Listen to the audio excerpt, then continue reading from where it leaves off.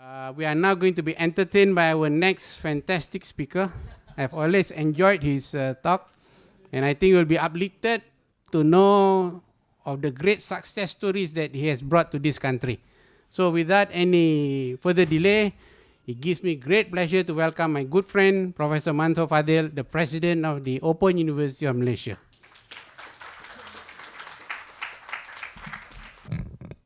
Thank you very much, Tan Sri Gauss, Puan Sri, Vice-Chancellors of Sunway, colleagues and gentlemen. Thank you for being here this morning.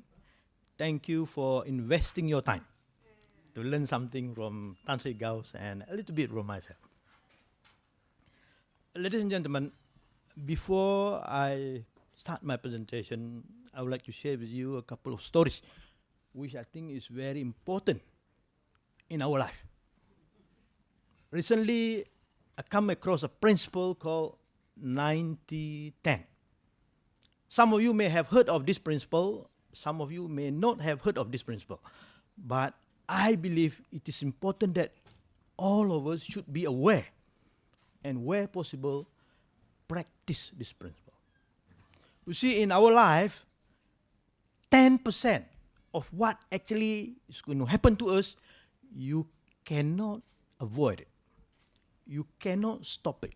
It will happen. But the remainder 90% will determine what is the final outcome of that particular event. How you react to that particular activity, how you react to that particular input to your life will determine your future. For instance, Tan Sri Gauss mentioned a lot of things whereby the 90%, 10% principle become relevant. For instance, what happens when there is a budget cut? 25% budget cut. You cannot do anything, it will happen. But how you react to those cuts will determine your future. PTPTN, they have reduced from 100% to 75, 25% cut. How you as an organization react to that activity will determine the future of your organization. The same thing with Malaysia. We have many new universities, public universities, private universities. As the Vice-Chancellor, how you react to those input will determine, will decide the future of your university. And I would like to implore, I would like to call upon everyone to react in a positive, logical, practical manner. Because only by doing so can we survive. So it is 10%, 90% principle is very important. My next story, which I would like to tell you before I begin my presentation, has got something to do with someone who is very successful. He's a very successful man in property, the Mahseng property, and there was an interview with him yesterday in The Sun, and the man is known as Tan Sri Leong. I don't know how many of you have read The Sun, but this is what he says. The competition for us among higher education providers instead of property, right, in Malaysia is very high. But to him, this is a good thing. Why is it a good thing? It is through healthy competition that we will be able to push ourselves to be better at what we do and to grow our institution to where it is today or to where it is going to be tomorrow. See, the 10% part, giving license and so on, you cannot stop it. The government will do it. Public university, private university, overseas campus. But how you react to this 10% will determine your organization. And to me, I believe that we must act in a logical, practical manner. The other thing Tan Sri Leong said is that a good leader, see, any organization, you need a good leader. A good leader has to be driven, has to be passionate, and has to be disciplined. Having these qualities is necessary in order to lead any organization, as people will look to you for leadership.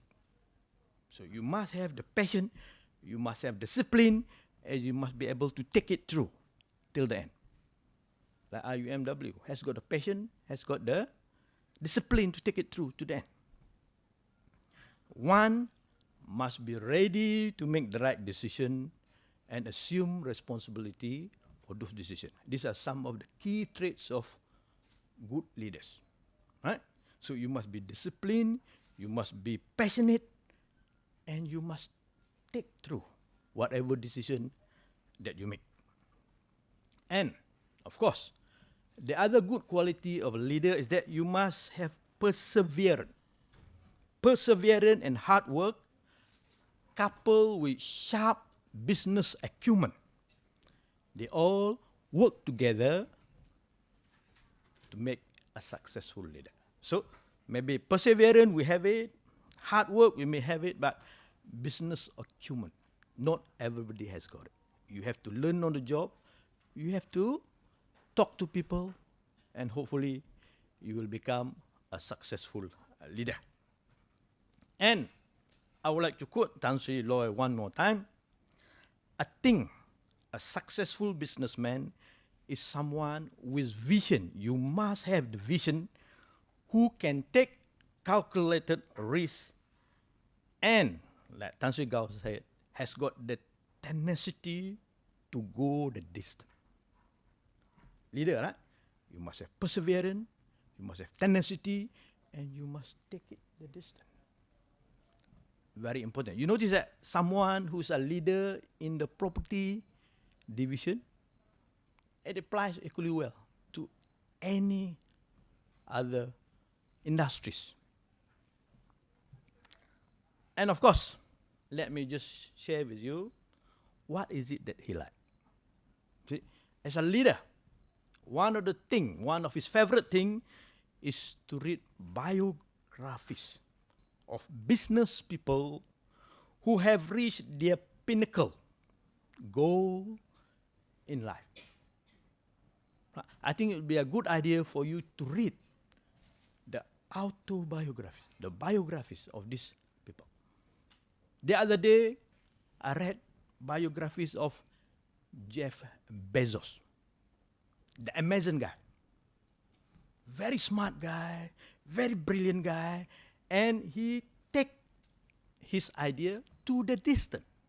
This is an example of good leader.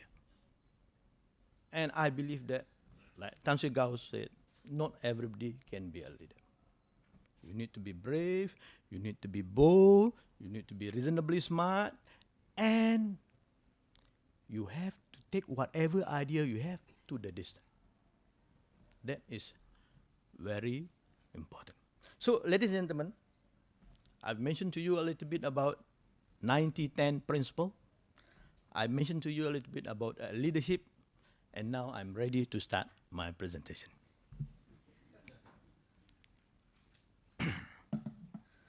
Before we look at the presentation, a quick overall picture. In Malaysia, we have about 1 million students who pursue higher education. Out of these 1 million people, about 100,000 are from overseas, from about 100 countries. Out of these 1 million people, about 87,000 are pursuing their higher education overseas. Out of the 87,000 odd who pursue education overseas, 27,000 are scholars, paid for by the government. 60,000 students are self-sponsored. privately sponsored students, right? And in Malaysia, we have about 20 plus public universities, 30, 40 plus private universities. We have got campuses of overseas universities operating in Malaysia. We have 400 plus university colleges. We have polytechnics, and so on, right? And the government keep giving licenses, meaning to say that we are operating in a very crowded environment. Many players doing all kind of things as far as higher education is concerned. And because of this very competitive environment, we ourselves have to find a niche market in order to survive.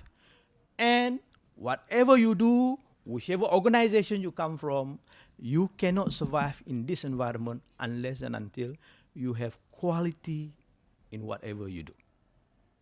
That is very important. Without quality, people will go away, will shift away from your organization. And out of those universities, public, private, campuses, and so on, right, we have about 6 or 7 open universities. The one that is prominent among all the 7 or so is OUM, Open University Malaysia, Wawasan Open University, and Asia E-University. These are the 3 most well-known, renowned open university. As you can see, maybe you cannot see yet, right? All those open universities in Malaysia, they are all private. Whereas if you go overseas, you look overseas, right? Most open universities, 99% of them, they are all public. So you notice the difference. Private, public. And in private university, whether with MQA or without MQA, we have no choice but to have quality. Otherwise, the student won't come to study with us. So today, I would like to share with you a little bit about what is a global open university, who are our competitors, and as an open university, where we would like to go. Okay? Global higher education, right? First, we are talking about mobility, like Transri Gauss mentioned. Students must be able to go from one institution to another. Partnership, we must operate as partners. We must not live in an island. Research. Most of this ranking is based a lot on citation in journal. And you can only get that through research. I think at Open University Malaysia, we would like to conduct research. We have allocated some of money for research, but our research are institutional related research. Only in areas which is of benefit to us. Very little of personal interest or anything like that. Okay? ICT. As an open university, we have no choice but to leverage on ICT. And nowadays, so many things you can do with ICT. And maybe some of you are aware, some of you are not aware. Right? In Malaysia, we have about 30 million people. Out of these 30 million people, more than half, 17 million of them are on Facebook. Meaning to say, if you want to do marketing or whatever, you have to go on Facebook. You have to do digital marketing. And are you aware that the biggest, the largest, the most successful television channel today is not Astro, BBC One, BBC Two, or whatever, right? It is YouTube. It is ICT. Meaning to say that if you want to market your program, you should make use of Facebook, you should make use of YouTube. These are things that will make you grow, make you get bigger and so on. E-learning, we are very heavily into it. MOOCs, we are not so heavily into it because we realize that the business model is not quite there, right? We look Coursera recently, even Coursera has changed from free to a paid service. Web-based application, we have introduced quite a lot of apps just to make our learners, just to make our tutors feel good. One is global ODM. If you are talking about global open university, your program must be accessible across the world. And at Open University Malaysia, we have done this. All our programs are available on the desktop. tablet, as well as smartphone. You only need to have username, password, and you are there. Leveraging on ICT, it goes without mention. It is important, absolutely important nowadays, that we leverage on ICT in whatever we do. The third one, global partnership for cross-border provision. And we at Open University Malaysia, we have collaborated with 10, 11 partners throughout the world with 8,000 students. Right? So you must work with partners, especially when you're venturing into another country. Right? It is so much easier by working with good, reputable partner in that country. Lifelong learning, we are very passionate with this. We have a unit within the university called Institute of Professional Development, whereby all short training program, right, we ask them to market. This short training program is good, especially for the working adult. Just to share with you some example of global open distance learning education. One of them, the first open university in the world, right? The Open University of United Kingdom. They use open qualification, customized degree structured by individual learner. By open qualification, it means anyone above 17 can enroll in the program. Customized degree, that means you don't register for program, register for a course. You accumulate the course as you go along, and eventually all these courses will form a degree. We have yet to introduce this in Malaysian context. Open entry exit system, we are doing this, we are implementing this. Assessment based on MCQ. This is the Indonesian Open University. They have about 400,000-500,000 students. Right? They use MCQs, easily managed, quick turnaround and grading. Within the context of Open University, we are slowly migrating our assessment into that. Online examination. I think we have to slowly migrate into this, where the student can come, sit for the exam, the question is randomized, giving them 1 hour, 2 hours. That's it. Right? So there are quite a lot of good things that other global open universities are doing. Where possible, where appropriate, we are going to implement it in the context of Open University Malaysia. As you can see here, I'm highlighting a university in India, IGNOU, Indira Gandhi Open University. Right? So, on-demand assessment. As and when they are ready, they go and do the assessment. And we move to another continent now, the American continent, Athabasca University, one of the renowned open university in Canada. Open enrollment, prior learning assessment, cross-border education, and so on. They have got a lot of their program accredited in the United States. Right? So students in the United States can study there. And Athabasca University is one university where you don't need to be there. Right? You can enroll. In fact, the way they structure their program, students from anywhere can study. Their fees for local students, their fees for overseas students, and their program runs once every month.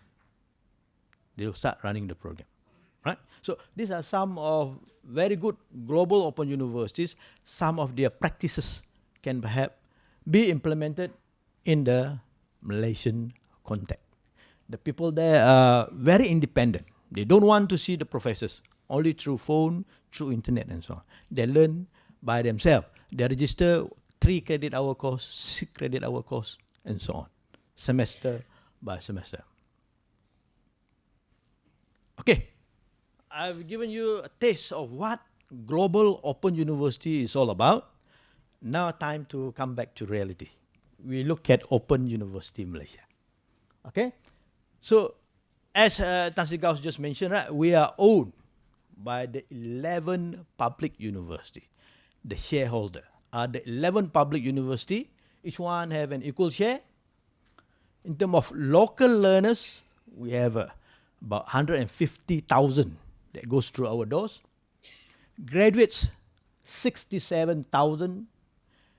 Partners at international level, 13. international learners altogether, 13,000. International graduates, 2,400. Right? So for a young university, which is only 15 years old, I must say that we are reasonably proud with our achievement. But all this comes through a lot of hard work, perseverance, quality. We didn't take things to the distance. That is important. Okay, our international partners, as you can see, we even operate in Hungary. We have about 20 plus old students doing MIT, MBAs, and so on. And we have in Ghana, in Vietnam, in Maldives, right? In the middle of the ocean there, right? You cannot see anything, is Maldives. Right? So, and I must tell you, for you to be able to collaborate with international partners, first and foremost, they must trust you. You must have good quality program, and you must have good system. Otherwise, they don't want you. Right? One of the beauties of Open University Malaysia that all our program are offered in English. Whereas the public universities, their undergraduate program are in Bahasa Malaysia. Only postgraduate are in English. So ours, undergraduate, postgraduate, all in English. And as of today, we have more than 2,000 modules produced by our academic as well as our subject matter expert. So as you can see, right, one of the fastest growing one, that communist flag, right, is in Vietnam. Ho Chi Minh City, we operate our partner Hilltech. We have more than 3,000 students there, Vietnam. If you ask me, it is a country worth trying. The people there are like Malaysian, keen and eager to get education. Okay. Now let's go back to Open University Malaysia. Our focus. We have three main focus. Number one, accessibility. Throughout Malaysia, the student must get access to our learning material. The student must get access to our support. And how do we do this? We adopt one of the best learning management system, which is Moodle-based, and it is accessible on the desktop, tablet, as well as smartphone. We embarked on this one in May this year, right? And it's been working really good. Because why? With Moodle-based learning management system, the pedagogy, whatever is already in place. We just need to select which component to make it available. Next, similar to IUMW, is affordability. For us, the fees that we charge to our learners must be affordable. Right? Every 3 years, of course, you can request through MQA to increase your fees and so on. Right? Whatever you do, it must be reasonable. People can afford to study with you. The third one, flexibility. Unlike the public universities, private universities with 400,000 unemployed graduates and so on, right, we can say that we have no problem with that one because most of our students are working adult. They all already has a job. Our only concern is that after you have graduated from Open University Malaysia, can you get promotion at your workplace? Can you go for another job?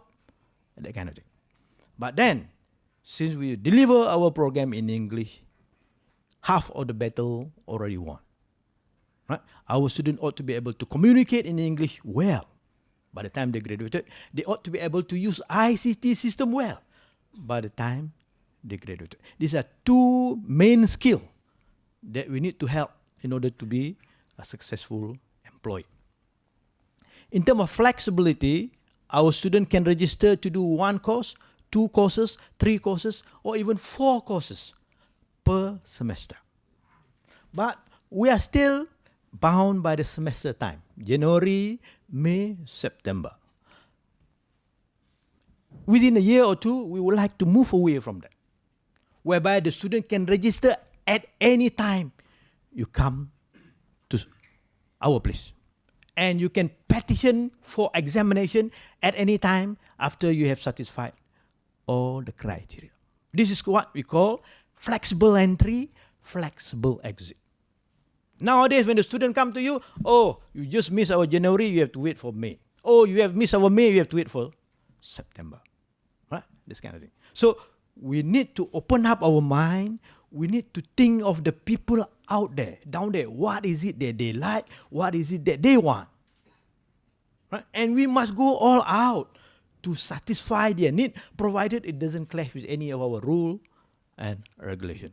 That is important. If you want to be a leader, if you want to make the university a world-class university, you have to listen to your customer and act accordingly.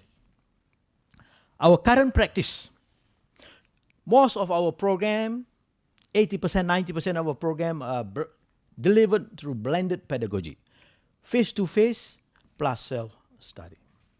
A time will come whereby we give the option whether you want to come to face-to-face or not, or you just want purely online. So many other universities out there, especially Open University in Korea, in US and so on, right? There is no face-to-face at all. If there is, maybe one or two at the beginning, at the end. So we must be able to free our mind from the constraint of having to come to the class. It's not easy. But you, in order to do that, right, you must develop your e-learning to be better or on par with the traditional face-to-face. And this is where we are heading. We are heading towards purely online, 100% online courses, online program. Because the way I see it, right, with the advancement in technology, in internet and so on, right, that is the way to go. That is the way we should go. How fast, how quick you embrace that depend on the state of readiness of your organization. Assessment, as you are aware, we have a lot of students, close to 25,000 students throughout the country, right?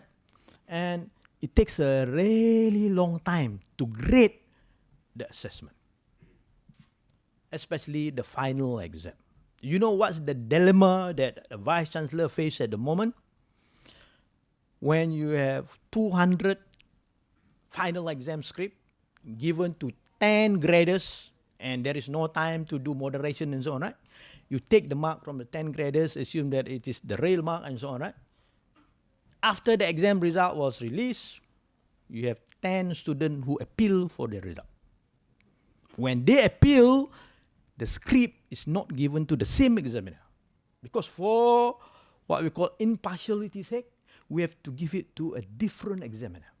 And I bet you 9 out of 10, the grade will be different.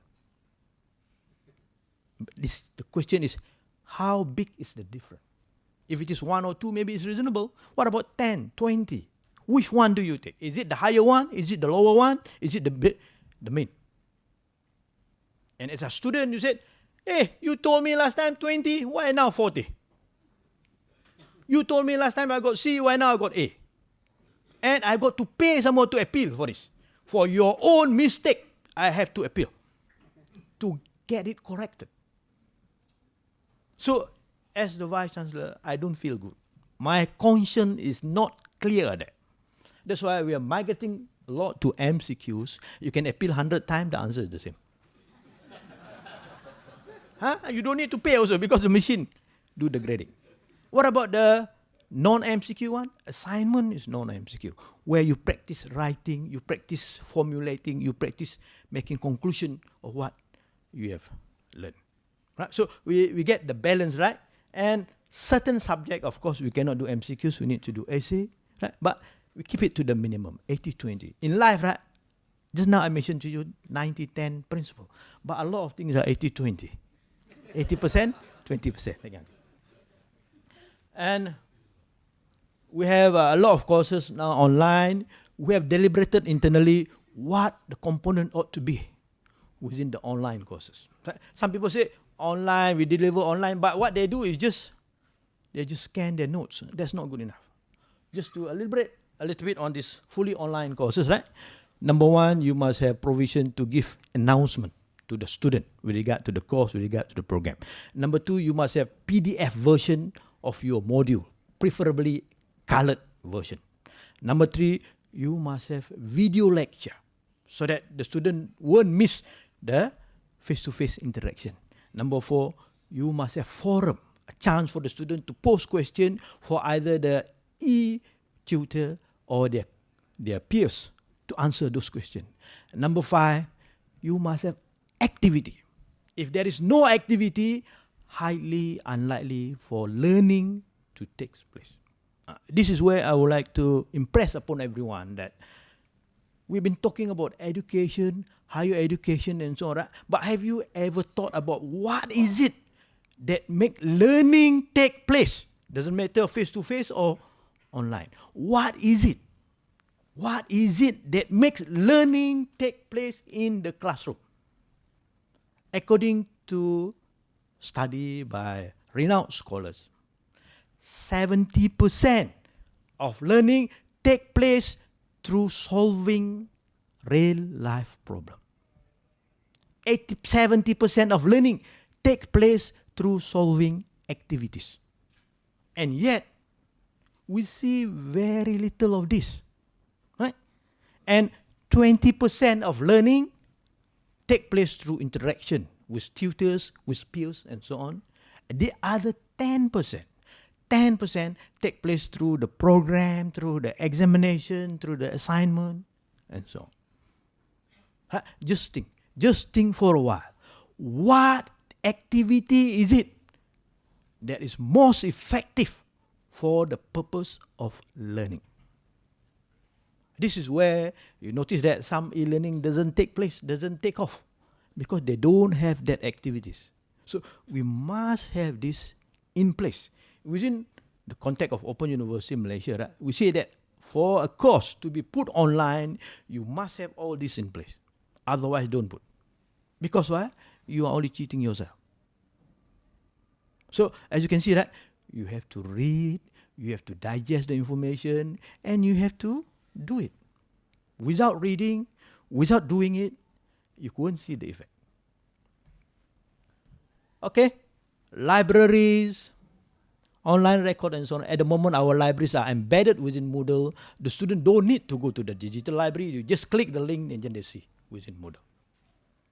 With that kind of initiative, we notice a lot more access, a lot more intelligent thing being done within the digital library. In the context of Open University Malaysia, right, it doesn't make sense for us to replicate our physical library at HQ at every center. Only the online library makes a lot of sense, and this is where you need to be smart. Because if you go and subscribe to the library on a yearly basis, you know what? 10%, 15% increase in the subscription fees. And if you don't want to pay, no library services. So in the context of Open University Malaysia, right, we negotiated with the provider, we signed a contract, 5-year contract, so that the increment is 1%, 2%. So as a provider, they feel good that the user signing a contract with them for 5 years. As a user, you feel good, you don't need to pay so much every year. And mind you, depending on the size of your institution, it can go anything between 2 to 3 million a year. Subscription fees of libraries. Once you have new program, you have to subscribe to new databases. Right? So you have to be careful, be smart at all time there. Because part of your operating costs. Every year, you need to pay for it. Let's move on. Delivery approach. For your information, right, we have about 4 to 4 hours for meeting, 8 hours per subject, right? And this costs money. For a degree holder, tutor, we pay 75, masters 100, PhD tutors 125. Maybe we need to revise our rate, right? But as you can see, right, 37 centers doing this. Imagine the cost, anything 4 to 5 million a semester. We just need to pay to these face-to-face tutors to conduct our face-to-face delivery. So maybe if we can replicate through the digital world, through the internet, the time has come for us to say no more. You do through internet, but do it well. We have a meeting by request or at start or end of semester. These are students' requests. They still want face-to-face, meaning to say, our e-learning is still not up to the mark. It's still not good enough. It's still not able to do what it was supposed to do. So we really need to, what we call, change our e-learning. We really need to tweak our learning to make sure it is really, really good. And increase fully online offering. I think we are moving in that direction. We are thinking by January next year, 80% of our courses, we do it that way.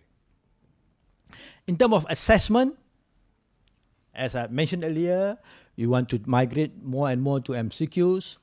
And even the assignment. I was at Bachelor University about 10 years ago. You know what? Grading of assignment is done automatically by our software. But the assignment must be in English. Other languages, there was. But this is something that we have not tried. Because if you do it by software, then you can do it much more quickly and you can be more objective and so on. On-demand assessment is on the way. And of course, with on-demand assignment, assessment and so on, right? Within a week, we can let the result know. So nowadays, right, I don't know, for whatever reason, everybody wants fast. Fast food, fast service, fast car, and fast internet. So we all in Gen X, Gen Y, or whatever gen, right? But whatever gen, you want fast. You go to the supermarket, too many people, they go away. You go to the bank, too many people, they go away. They want fast.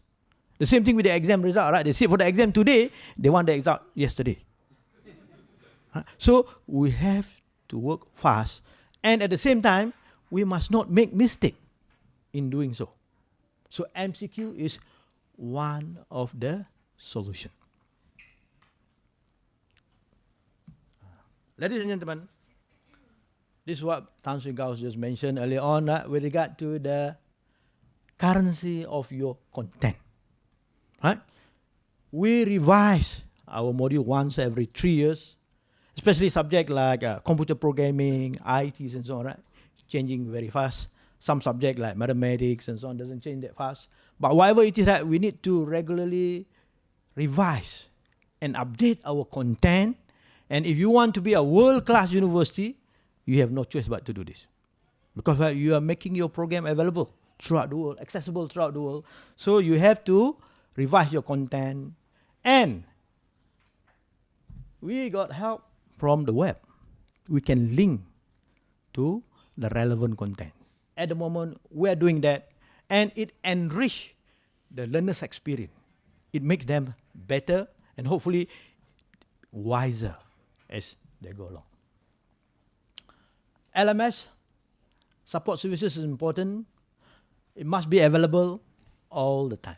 Even you are down by 10 minutes, you must inform them beforehand.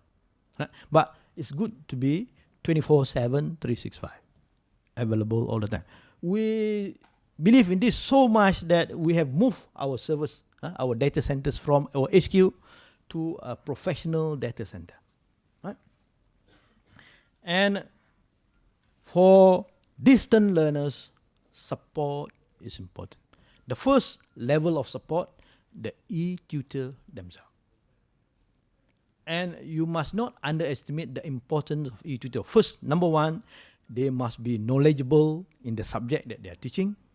Number two, the way they communicate must be something that inspire the student, that engage the student, that make the student wanting to come to learn with them. Number three, they must be ethical and professional at all times.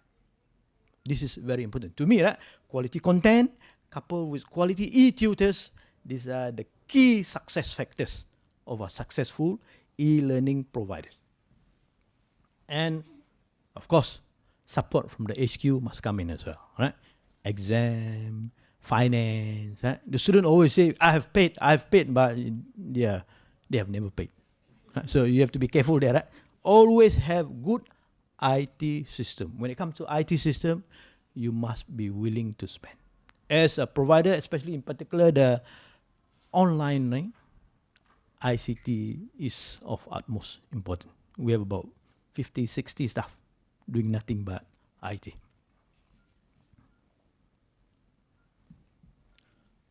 In terms of moving forward, in terms of making our university a truly global university, currently we have about 600 staff, 150 of them are academic. And I would like, where possible, right, 80 to 90% of our academic must have PhD. They must be experienced in the subject that they teach, and they can provide quality to the program that we deliver. Not that our academic must have PhD, must be experienced, must be good and so on. Right? They must also be IT savvy. If you are not IT savvy, we don't want you. You have to be IT savvy in order to moderate the online learning and so on. Committed support staff. You can do all kind of things, right? But if your staff is of no quality, you won't get quality. So they must be committed, dedicated, and believe in what you are trying to do, what you are trying to deliver. And this is where our shared values comes in. Almost at every assembly, right, we keep saying about the shared values, being professional, someone of integrity, caring, teamwork, and so on. These are all important qualities that one must have, that one should have in order to move forward. Without those shared values, you cannot go anywhere. And of course, we must continue to engage. We must continue to talk, to discuss with a suitable institution. It must be good, renowned institution in that country, so that we want them, they want us. Both institutions wanting to work together so that we can offer quality education to the people there. And, of course, all the while, right, you have to leverage on ICT. Without ICT, nothing much you can do. Nowadays, right, it's like water, electricity. You want it to be available all the time.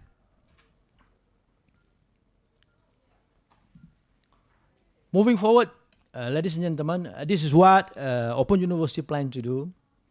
80% of our courses, we want to deliver it online. 20% online with either virtual classroom or real classroom. It depends. Huh? Currently, we have 37 learning centers. We have to leverage on that as well. And I believe within a year or two, right, maybe 100% online.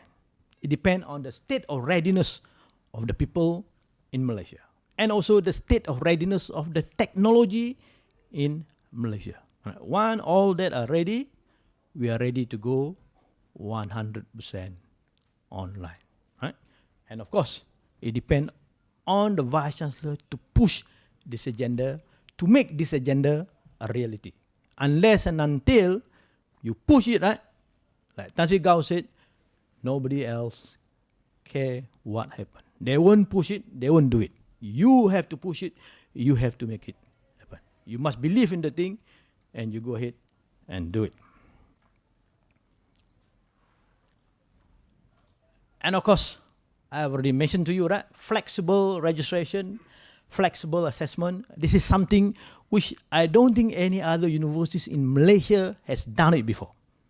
Where you can register at any time, and you can sit for exam at any time after you have satisfied certain criteria. This is one area where we would like to go, and we have seen in Bachelor University, they do it every month. You can register every month. Perhaps register every day might be a bit too much. Every month. Every month might be what we call more practical, more possible. And we want to go in that direction. Because I believe the people out there, right, when they come to register with you, go and wait another 3 months, 4 months is too long. You register now, but your class start next month. You register now, the class start end of the month. That kind of thing. It would be nice to see this happening, and for it to happen, you need to have that MCQ assessments and so on.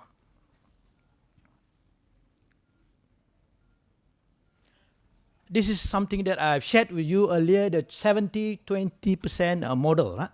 70% case studies, experiences, and so on. 20% interaction with peers and tutors. 10% curriculum and program.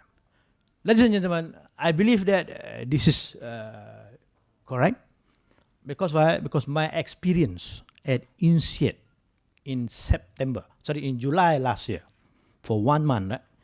The way they conduct the training, you have classroom activities, you have group activities, you have management activities, all kind of things, right? So this is designed to give you all the various learning experience, all the various case studies, all the various activities to enhance and improve the quality of your learning. 10% curriculum and program, they pick the best professors to come and talk to you in the class for about 50 minutes, right? All kind of things. 20% interaction with peers and tutors. They said you can have as much money as you like, but we decide whether you can come in or not, right? And we have 70 of us from 30 countries at INSEAD, and they put us in group, small group. We interact, we exchange ideas, home group, what we call a group, daily group, that kind of thing, right? So all these are designed to encourage learning to take place. And if you ask me, what have I learned at INSEAD? I'll share with you now. Number one, before going to INSEAD, you know what they say? You can only come, you can only book your flight if you have paid the tuition fees. No tuition fees, don't come. Number two, they said you can have girlfriend, you can have wife, you can have as many of them, but don't bring him here. Right? Number three, when I arrive at INSEAD, within 5 minutes, I've got my card, I've got my hotel room, they showed me to the hotel room. The hotel is on campus, it's like a 5-star hotel. You couldn't believe it. Number four, on the first day that we went to the classroom, everyone is given an iPad. Said, why? They all look the same, they all black. You turn over at the other end, on the other side, your name is engraved on the iPad. That means they are very detail conscious. And you know what they said? All learning material, all case studies, everything, we will send it to your iPad. You said, what about if you want to print? You can send it to this particular email, 200 machines throughout the campus, you go there, you print. You just imagine, they, what we call, provide services that exceed your expectation. Before someone said, I need a textbook to study all this learning material, the professor said, you can go to our bookshop, take any 5 books, it's free of charge. They already charged at the beginning. They said free of charge. You just imagine, right? So basically, everything there is designed to exceed your expectation. And that particular iPad makes me come back and say to myself, I want to introduce a new learning management system in OUM whereby we don't need the print module anymore. And you know how much does it cost to print the print module? In the context of OUM, it's about 20 million a year to print, to send out all this module. Because of my INSEAD experience, we take away. The other thing they learned, they teach me, was how to negotiate. According to the professor there, when you negotiate with anyone, except of course someone from INSEAD, right? You don't say anything, you don't offer anything. Because once you start to say anything, once you start to offer anything, the other side will think you can do better, you can offer better. So when I come back, I've decided to test this idea when we wanted to buy a property in Cebu. 2 guys from Cebu came to negotiate. As usual, I got 2 or 3 person with me. And for almost 2 hours, we never say anything about the problem. Because why? Because they have given us the offer and we never say anything. After a while, the guy said, hey, our flight is coming soon.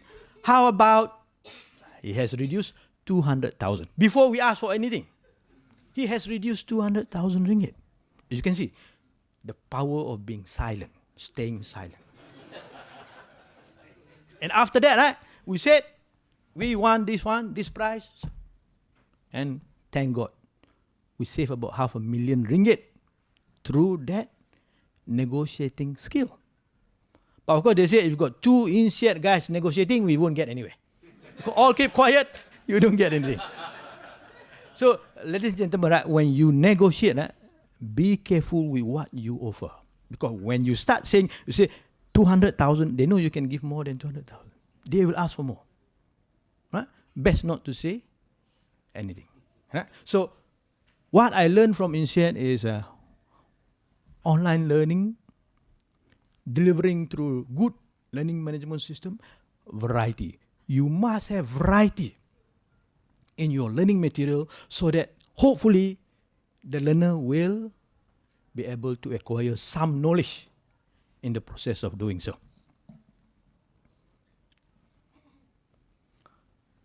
Ladies and gentlemen, as a final slide, I would like to impress upon everyone that regardless of your what we call traditional university, ODL, dual mode university or whatever it is, right? Don't forget that providing education, providing knowledge to the people is a noble thing. You must do it well. I always reminded all my tutors that treat the student like your own sons and daughters.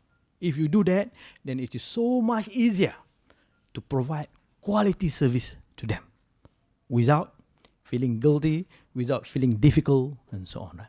Treat them like your own son and daughters and give them the best service that you can. Because before this, you also got the knowledge from someone. Right? Now, you are supposed to impart that knowledge to someone. So, ladies and gentlemen, thank you once again for investing your time to be here with us, with Tan Sri Gauss and myself. We hope that you have learned something through this experience. And let's hope and pray that our country will continue to progress, will continue to prosper, because according to United Nations, in terms of the student preference to study, we are number 11. So we have 10 more steps to go. Right? We can still progress and get better and better as we go along. Thank you, ladies and gentlemen.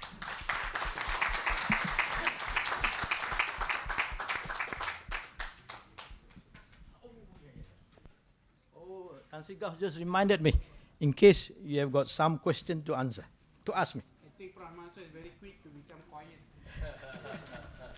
Any question from anyone on? Yes, sir. 2 questions. One is, I noticed that you have 13,000 students, but a lot of your universities are from the African and not very well known countries. What about, do we have any students from the developing countries, UK, US, Canada, Australia? That's the first question. I'll let you answer that first. Okay. As far as student is concerned, right, we only have students where we operate. We don't have students from UK, Canada, and so on, right? But for your information, right, one student graduated from OUM, decided to work in UK. And according to the UK authorities, our degree is equivalent to their degree, and that particular student is working happily now in UK. Perhaps when we make it open distance learning applicable to all, then we will slowly be getting students from that kind of countries. Okay. Second question I have is, I see you're thinking of moving the assessment 80% MCQ and maybe even higher. My understanding of MCQ is more the lower level of thinking, the LOT, versus the middle order of thinking versus the higher order of thinking. So if we concentrate on MCQ, it's really testing the lower order of thinking, which is basically recall and Thank rather you. than analysis, synthesis, the Bloom Thank you, sir. taxonomy stuff. Thank you for asking that question. Are you aware that most medical students, their grade, their assessment is through MCQ? Maybe not in your school, but other school, most medical students, they have been assessed through MCQ. The way you design the question will decide whether it is a lower order thinking, middle order thinking, or higher order thinking. The way you design the question.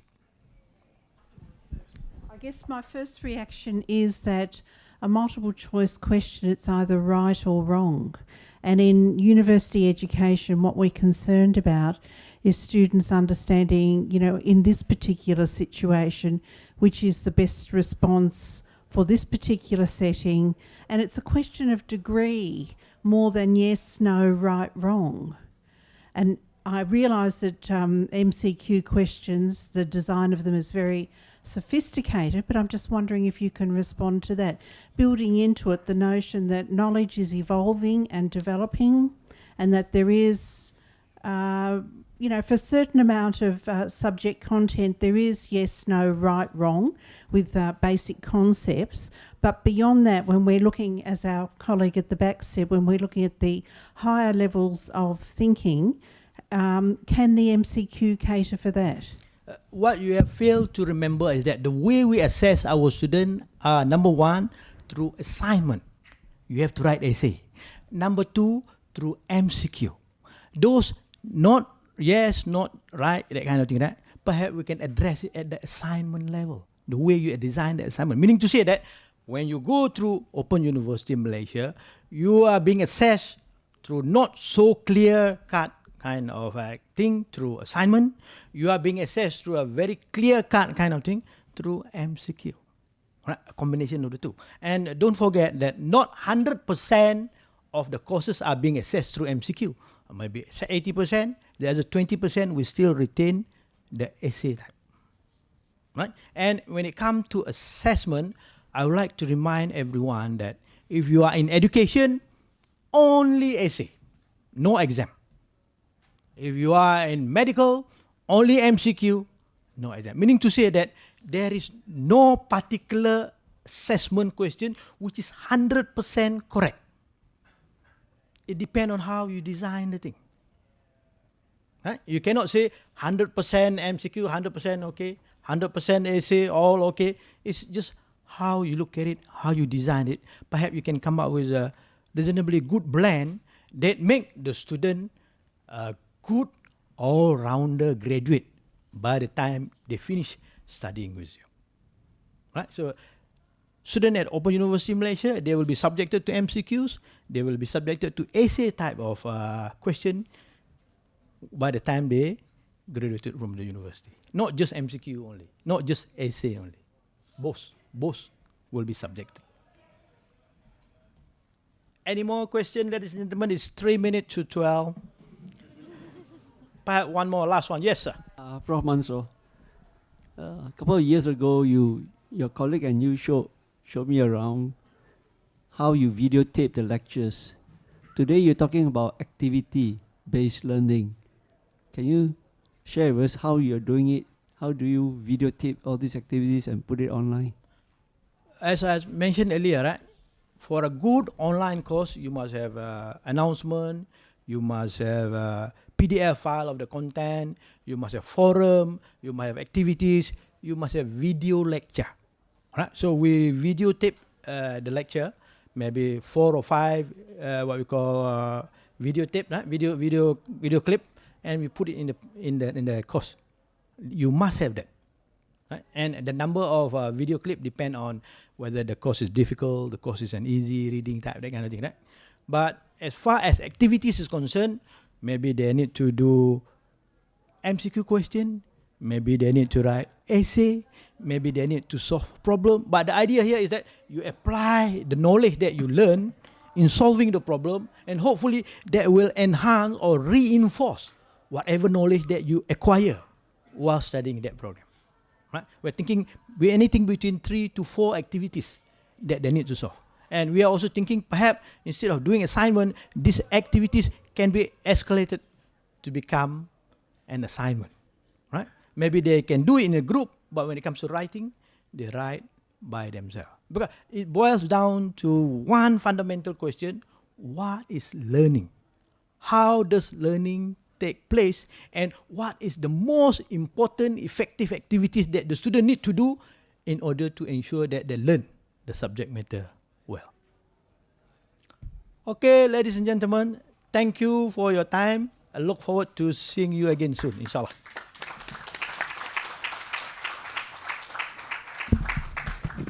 Ladies and gentlemen, let us give Prof. Mansor another round of applause, please.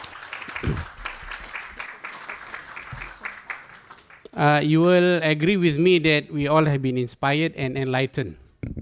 Actually, I didn't know he can speak so well, you know. I've learned a lot from what he has said today, and we know that the Open University in very excellent hands. And for all of you who may not know, actually he's the backbone of the Open University from the very beginning itself. So, Mansor, you have done an excellent job. I think we are proud of what you have done, you know. I've learned one or two things, and besides what the Open University does, I've learned that actually it's good to be quiet when you negotiate, isn't it? You know? The problem, I've been talking too much, you know. My big mistake in life. I think I could have got more if I had been quiet, you know. How come I learned it at the age of 60, you know? So this is a really good tip from you. And secondly, I've been inspired by what he has been saying. You know, the way he's saying it, and so you know the man is full of energy. And I know he's not going to give up easily. I know the Open University is going to go very far. And I think I will ask the president of IUMW to meet you as soon as possible, you know, to learn from you some of this wisdom.